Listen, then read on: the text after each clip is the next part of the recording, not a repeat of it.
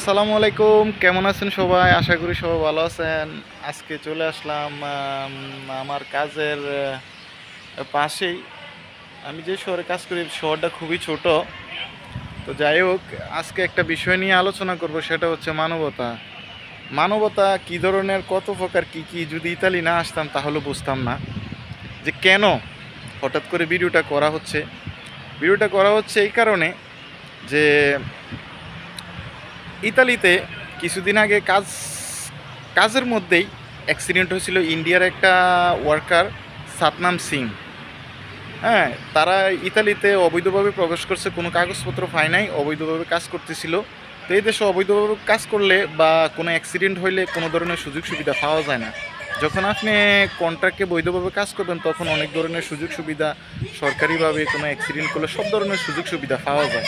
তো যাই হোক, এটা এখন বিস্তারিত বলার কারণ হচ্ছে, যখন সাতনাম সিং আপনার অ্যাক্সিডেন্ট হওয়ার পরে তার একটা হাত চলে যায় মেশিনে কৃষিকাজ করার সময়, তখন ওই মালিকে ভয়ে আর হসপিটালে নেয় নাই। কারণ এখানে যে কাজ করবে তারও দোষ, যে কাজ করাইবে তারও দোষ, সমানভাবে দোষ গণ্য হবে।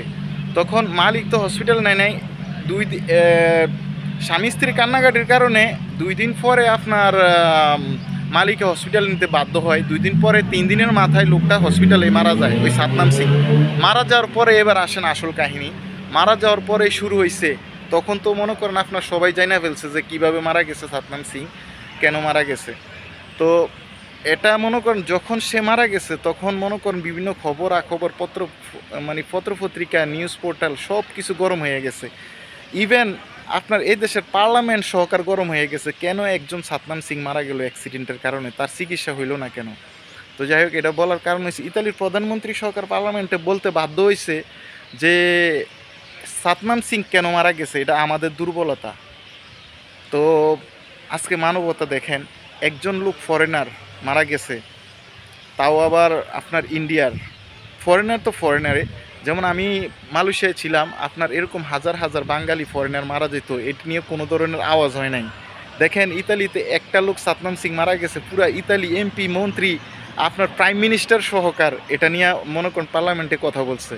হ্যাঁ, আর বাংলাদেশে তো মনে করেন দৈনিক হাজার হাজার মনে করেন লোক রাস্তাঘাটে এভাবে সেভাবে অ্যাক্সিডেন্ট করে মারা যাইতেছে, এগুলো নিয়ে কোনো কারোর মাথা ব্যথা নাই।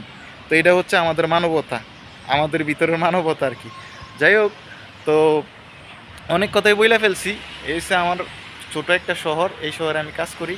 তো ভালো থাকবেন সবাই, আল্লাহ হাফিজ, আসসালামু আলাইকুম।